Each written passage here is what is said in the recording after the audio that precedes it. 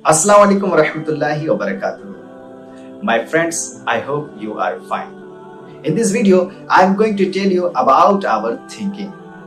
I mean the power of thinking. You can say it in other way, the importance of thinking.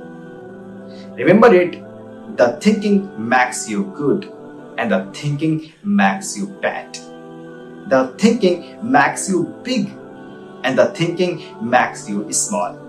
The thinking makes you love someone and the thinking makes you angry on someone. The thinking connects your relationships and the thinking breaks your relationships.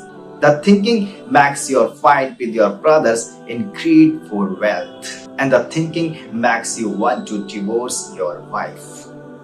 I hope you have understood and you have known that there are two ways of thinking, negative thinking and the positive thinking.